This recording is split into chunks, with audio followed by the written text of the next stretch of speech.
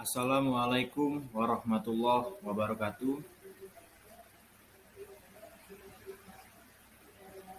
Perkenalkan, nama saya Pandu Nanda Pratama, NIM 2110801019, kelas Psikologi A, mata kuliah Ibadah, Akhlak dan Muamalah, dosen pengampu Dr.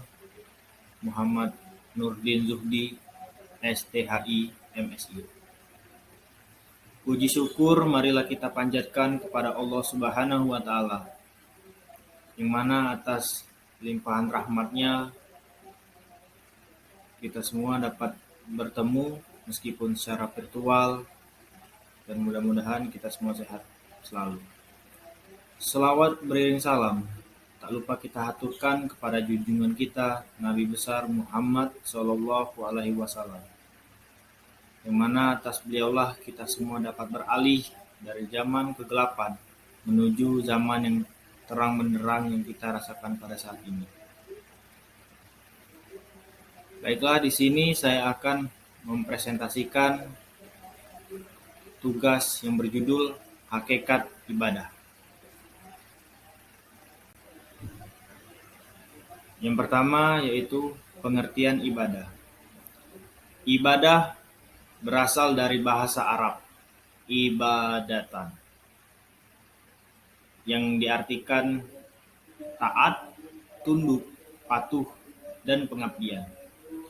Sedangkan secara istilah, ibadah adalah sebutan yang mencakup seluruh apa yang dicintai dan diridhoi Allah Subhanahu wa Ta'ala, baik itu berupa ucapan atau perbuatan yang zahir maupun yang batin.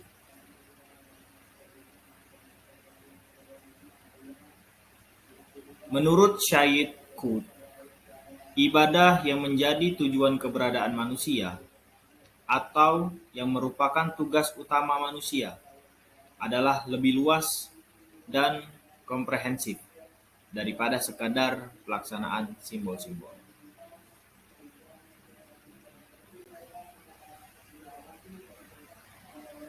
Hakikat ibadah itu adalah melaksanakan apa yang Allah cintai dan ridhoi dengan penuh ketundukan dan perendahan diri kepada Allah Subhanahu wa Ta'ala.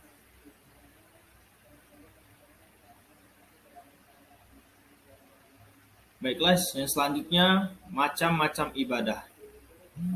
Konsep ibadah dibagi menjadi dua, yaitu ibadah mahda dan ibadah ghairu mahda. Ibadah mahda ialah korelasi manusia dengan ilahi, seperti ibadah sholat, zakat, puasa, serta haji.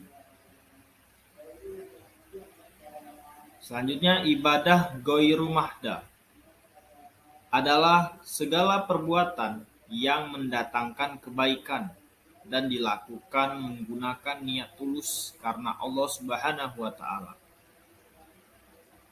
Contohnya seperti silaturahmi, bisa kita lakukan silaturahmi yang terdekat melalui tetangga dan sebelah rumah.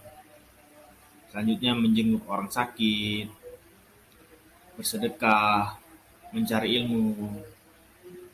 Seperti yang kita lakukan sekarang, yaitu berkuliah, itu adalah salah satu mencari ilmu.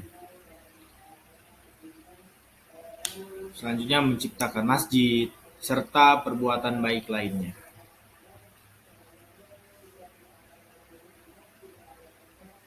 Baiklah, selanjutnya fungsi ibadah.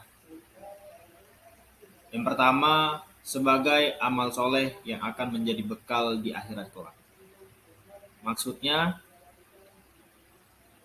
apapun perbuatan yang kita lakukan di dunia ini, baik itu perbuatan baik, perbuatan buruk, itu semuanya akan dicatat dan akan dipertanggungjawabkan di akhirat kelak. Yang kedua, yaitu sebagai sarana untuk mendekatkan diri kepada Allah Subhanahu wa Ta'ala.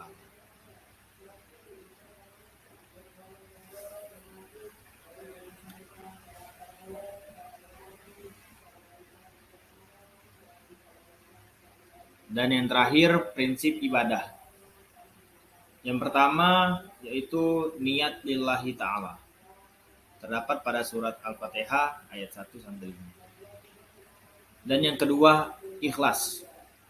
Terdapat dalam surat Al-Bayyinah ayat 5. Yang ketiga, tidak melalui perantara.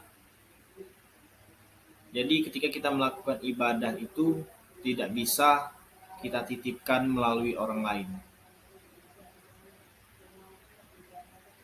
Terdapat pada surat Al-Baqarah ayat 186. Yang keempat, dilakukan sesuai dengan tuntunan Al-Quran dan Sunnah.